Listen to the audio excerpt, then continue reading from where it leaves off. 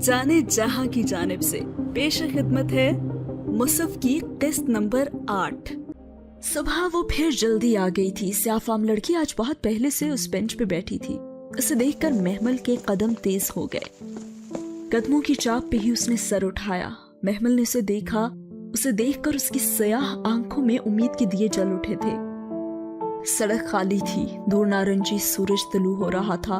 महमल उसके बिल्कुल सामने खड़ी थी।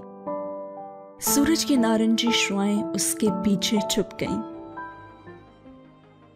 तुम्हें शर्म तो नहीं आई होगी मेरे साथ ऐसा बेहुदा मजाक करते हुए? स्याफाम लड़की की निगाहें उसके हाथों में पकड़ी किताबों पे झुकी। एक ही दम उसकी आंखों की जोत बुझ गई। मुसहफ वापस करने आई हो? मुसहफ? उखड़ी उखड़ी सी महमल ने उबरू उठाई। हम अरब वर्ल्ड, अरब दुनिया में कुरान को मुसहफ कहते हैं। तुमने मुझे क्या किस्से कहानियां सुनाकर कुरान थमा दिया? ये कोई मजाक करने की किताब तो ना थी, ये तो कुरान था। कुरान था नहीं, कुरान होता है। वो उदासी से मुस्कुराई तो महमल ने शाने उचकाए। बहरहाल तुम्हें ये प्रैक्टिकल जोक करके मुझे शर्मिंदा करने पर शर्म आनी चाहिए। मैं तो क्या सोच रही थी और तुमने मुझे एक मुकद्दस किताब थमा दी। तो तुम किसी गैर मुकद्दस चीज की तवक्को कर रही थी क्या? जी नहीं, वो तिलमिलाई। फिर कुरान उसकी गोद में रखा। यह मेरे पास पहले से है, मुझे जरूरत नहीं। बैठकर बात कर लो मुझसे। मैं ठीक हूं। वो इसी तरह सीने पे हाथ बांधे उखड़ी उखड़ी सी खड़ी रही। अच्छा, उसने नरमी से मुसहफ की स्याह जल्द पे हाथ फेरा। तो तुमने ये पढ़ रखा है? उसकी आवाज में सुबह की सारी उदासी समो गई थी। हाँ, और मैंने तो बचपन में ही पढ़ लिया था। अल्लाह का शुक्र है कि हम शुरू से ही मुसलमान हैं, वो आदतन जताकर बोली। और तुम्हें हमारी मुकद्दस किताब के बारे में गलत फहमियां हैं। ये कोई फाल निकालने वाली किताब नहीं है, ना ही इसमें मेरी या तुम्हारी स्टोरी है। ला हौला वला कुव्वता। अच्छा, वो जरा सा मुस्कुराए। चलो फिर बैठो, मुझे बताओ कि इसमें क्या है। इसमें अहकामात हैं नमाज, रोजे, हज और ज़कात के। वो उसके साथ बेंच पे बैठकर उसे बहुत समझदारी से बातें बताने लगी। उसमें पुरानी कौमों के किस्से हैं, कौमे आद, समूद और बनी इसराइल। ये बनी इसराइल का क्या मतलब होता है? मतलब वो हल्का सा गड़बड़ाई। बनी इसराइल का मतलब हुआ इसराइल के बेटे। वो पूछ रही थी या बता रही थी, खुद भी ना समझ सकी। इसराइल का मतलब होता है अब्दुल्लाह। ये हजरत याकूब अलैहिस्सलाम का नाम था। हाँ हाँ, हजरत याकूब अलैहिस्सलाम, हजरत यूसुफ अलैहिस्सलाम का किस्सा सब पढ़ रखा है मैंने, सब पता है मुझे तो कोर्स में पढ़ाया गया था यूसुफ अलैहिस्सलाम और जुलेखा वाला वाकया भी। यूसुफ अलैहिस्सलाम और किस वाला वाकया? स्याफाम लड़की की आंखों में हैरत उभरी। यूसुफ अलैहिस्सलाम और जुलेखा वाला किस्सा। अजीज मिस्र की बीवी का नाम नहीं था जुलेखा? क्या नहीं था? वो कंफ्यूज्ड सी हो गई। कोई दलील है तुम्हारे पास, कोई हुज्जत? दलील? हुज्जत? वो टकर टकर उसका चेहरा देखने लगी। हमारी कोर्स की गाइड बुक में लिखा हुआ था ये। कोर्स की गाइड बुक इंसान की बात है और इंसान की बात में दलील नहीं होती। दलील सिर्फ कुरान या हदीस से पेश की जाती है, क्योंकि दोनों नाज़िले खुदावंदी होते हैं। कुरान और हदीस में कहीं भी नहीं बताया गया कि उस औरत का नाम जुलेखा था। उसका लहजा नर्म था। मिस्र की उस औरत से गलती हुई थी, एक जुर्म सरजद हुआ था, मगर अल्लाह ने उस पर पर्दा रख लिया। उसका फेल तो बताया मगर उसका नाम नहीं। और जिस चीज का पर्दा अल्लाह रखे वो खुल नहीं सकता। मगर हमने यूसुफ और जुलेखा के किस्से हर मस्जिद और मिंबर पर जाकर सुनाए। हम कैसे लोग हैं? तो उसका नाम जुलेखा नहीं था?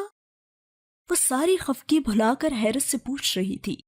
उस औरत का नाम राज है और मेरा और तुम्हारा रब वो राज नहीं खोलना चाहता, सो ये हमेशा राज ही रहेगा। अच्छा, उसने शाने उचकाए। پہلی دفعہ اسے اپنی علمی کمتری کا خفیف سا احساس ہوا تھا، مگر یہ ماننا اس کی انا کی شکست تھی، سو لاپرواہی سے ادھر ادھر دیکھتے ہوئے بولی، بہرحال مجھے افسوس ہے کہ تمہارے کانسیپٹ قرآن کے بارے میں غلط ہیں. یہ کتاب وہ نہیں ہے جو تم اسے سمجھتی ہو، اور اگر یہ وہ نہ ہوئی جو تم اسے سمجھتی ہو تو دیکھو میں صحیح ہوں اور مجھے سب پتا ہے. تمہیں جو کوئی اس نور کی طرف بلائے گا تم اسے یہی کہو گی. مگر تم نے یہ تو نہیں بتایا تھا کہ یہ قرآن ہے، تم نے کچھ اور قصے سنائے تھے، آخر کیوں؟ اگر میں تمہیں تبلیغ کرتی تو تم اتنا اکتا جاتی کہ تم مجھ سے دور بھاگ جاتی. اب بھی تو یہی ہوگا، وہ جتا کر بولی تو سیاہ فام لڑکی نے مسکرا کر سر جھٹکا. لیکن اب تمہاری حجت تمام ہو چکی ہے، آگے تمہاری مرضی. ایک سیاہ مرسڈیز زن سے ان کے سامنے سے گزری، تھوڑی دور جا کر اس کے ٹائر چرچراتے ہوئے رکے اور وہ تیزی سے ریورس ہوئی. محمل نے چونک کر دیکھا، ڈرائیونگ سیٹ پر فواد تھا. وہ حیران سی کھڑی ہوئی، وہ اسے اپنی طرف آنے کا اشارہ کر رہا تھا. ساتھ ہی اس نے ہاتھ بڑھا کر فرنٹ سیٹ کا دروازہ کھولا. وہ جیسے کھل کر مسکرائی اور بینچ پہ رکھا بیگ کندھے پہ ڈالا. سیاہ فام لڑکی نے اس کی نگاہوں کے تعاقب میں دیکھا اور پھر محمل کی مسکراہٹ کو. تمہارے پاس دو راستوں کا انتخاب تھا، مصحف یا دل. تم نے اپنا انتخاب کر لیا، مگر مجھے ساری زندگی افسوس رہے گا کہ میں تمہیں مصحف کی طرف نہ لا سکی. اب تمہیں جو بھی لے آئے میرا اس میں حصہ نہ ہوگا، لیکن میں ہمیشہ تمہارے لیے دعا کروں گی.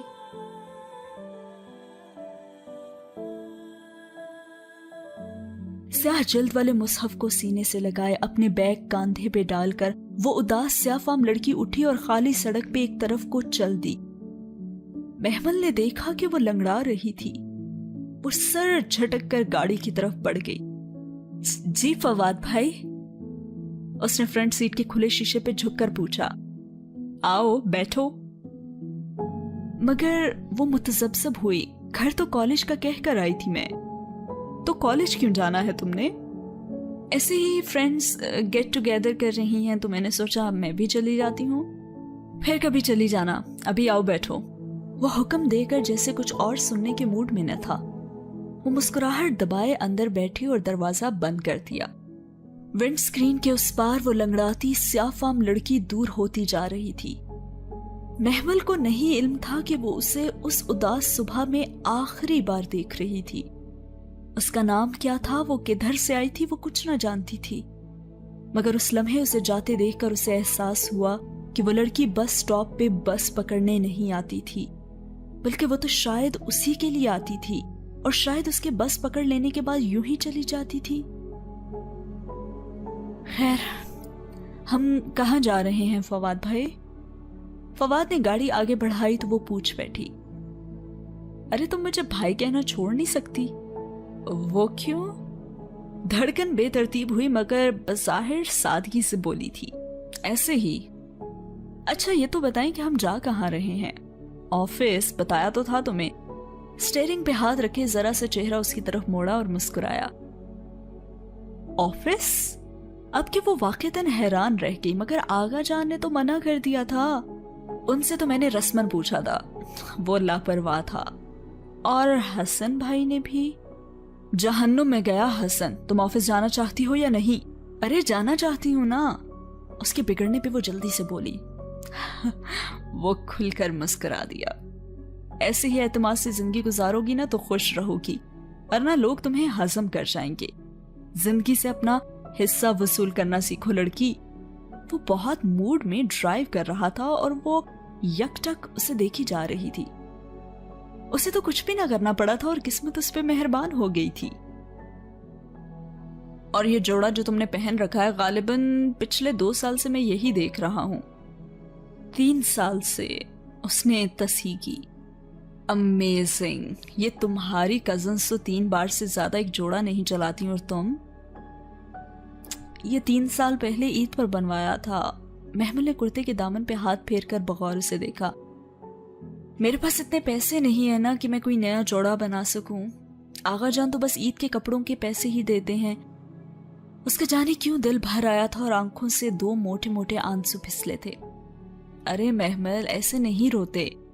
اس کے رونے پہ وہ پریشان سا ہو گیا اور گاڑی سائڈ پہ روک لی۔ میرا مقصد تمہیں ہرٹ کرنا نہیں تھا لڑکی، اور جب تک میں ہوں تمہیں فکر کرنے کی کوئی ضرورت نہیں۔ اس نے سر اٹھایا، کانسی بھوری آنکھیں بھیگی ہوئی تھی۔ اور ابھی ہم آفس نہیں جاتے، ہم جناسو پر چلتے ہیں، وہاں سے تمہارے لیے ڈیزائنر ویئر لیں گے۔ تم بہت خوبصورت ہو محمل، تمہیں خوبصورت چیزیں ہی پہننی چاہیے۔ وہ اس کے بہت قریب مخمور سا کہہ رہا تھا، پھر چونکا اور ذرا سیدھے ہو کر اگنیشن میں چابی گھمائی۔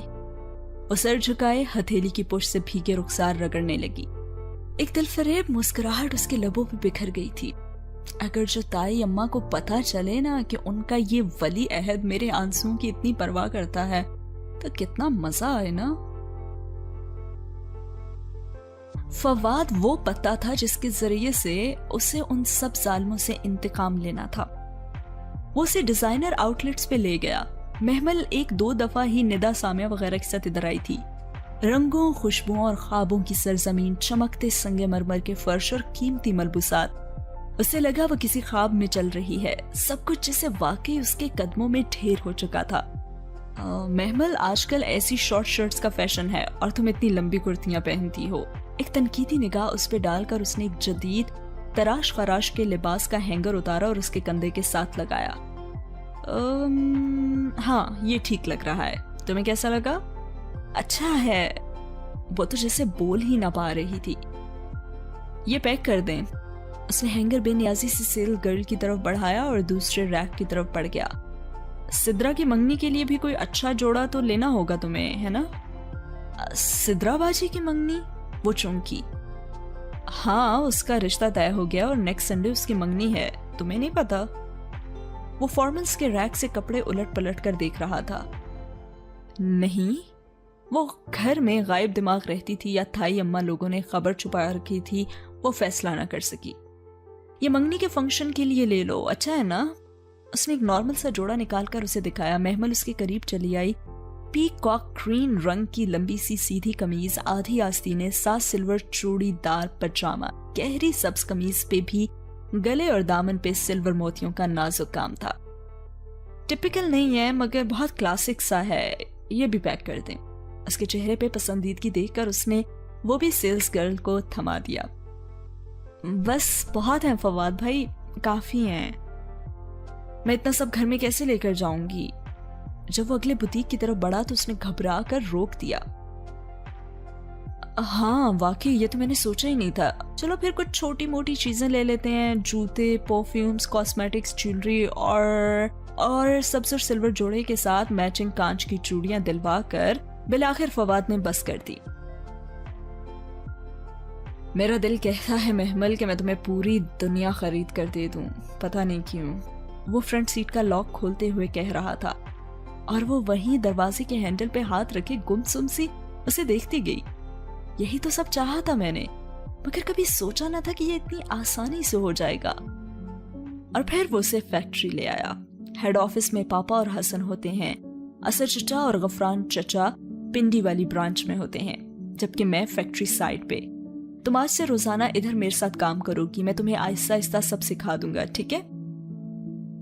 ٹھیک ہے، مگر میں گھر پہ کیا کہوں گی؟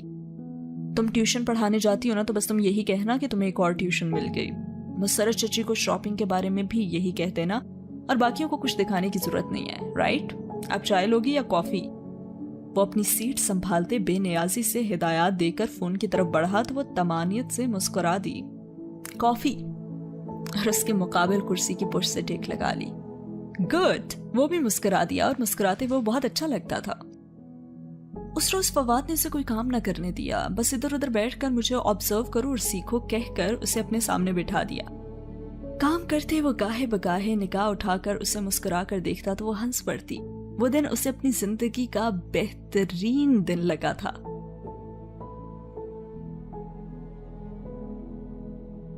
اماں مجھے دوسری ٹیوشن بھی مل گئی ہے، سو آئندہ صبح جایا کروں گی۔ مسرت اپنے کاموں میں الجھی تھی، سو دھیان نہ دیا اور اس نے خاموشی سے سارے کپڑے اور چیزیں الماری میں رکھ دیں۔ پھر روز کا یہی معمول بن گیا۔ نادیہ کے والد کی اکیڈمی سے اس نے مہینے بھر کی چھٹی لے لی اور صبح سے شام ڈھلے فواد کے ساتھ فیکٹری چل جاتی۔ اس نے آغا جان سے بھی پیسے مانگنا چھوڑ دیے تھے، اور جب سدرا کی منگنی کے لیے آغا جان نے اسے کپڑے بنوانے کے لیے چند 100 دینے چاہے تو اس نے بے نیازی سے انکار کر دیا۔ تھینک یو آغا جان، مگر میرے پاس پہلے سے ہی بہت پیسے ہیں، 3 ٹیوشنز پڑھاتی ہوں، میرے خرچے پورے ہو جاتے ہیں، پھر بھی اگر چاہیے ہوں تو میں آپ سے مانگ لوں گی آغا جان۔ آغا جان اور دائی مہتاب نے پھر کبھی اس کے شام کو گھر آنے پہ اعتراض نہ کیا۔ محمل ان سے پیسوں کا مطالبہ نہیں کرتی، انہیں اور کیا چاہیے تھا۔ اور یہیں پہ یہ سین